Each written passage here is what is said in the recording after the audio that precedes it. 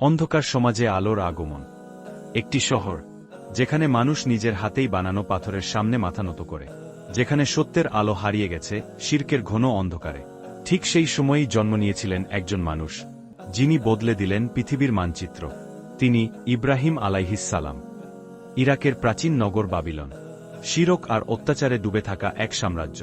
মানুষ সেখানে পূজা করত সূর্যকে, চাঁদকে, তারাকেও। আর সবচেয়ে বড় দেবতা ছিল পাথরের তৈরি মূর্তি। সেই সমাজে রাজত্ব করত নমরুদ, যে নিজেকেই বলত, আমি ঈশ্বর। এই ভয়ঙ্কর সময়েই জন্ম নিলেন ইব্রাহিম আলাইহিসসালাম। কিন্তু রাজাকে বলা হয়েছিল ভবিষ্যতে এক শিশু জন্মাবে, যে তার মিথ্যা ঈশ্বরত্বকে ধ্বংস করবে। ভয়ে নমরুদ আদেশ দেয়, নবজাতক ছেলেদের হত্যা করা হবে।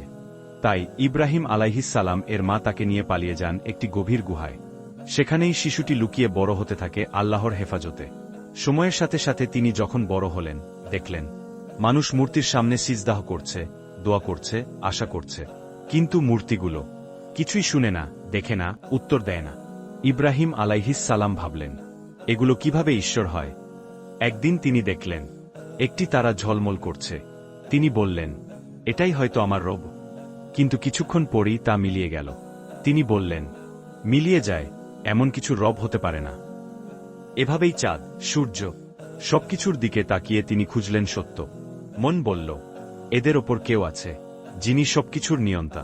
অবশেষে ইব্রাহিম আলাইহিসসালাম ঘোষণা করলেন, আমি মুখ ফিরালাম তার দিকে, যিনি আসমান জমিনের স্রষ্টা। আমি শিরককারীদের অন্তর্ভুক্ত নই।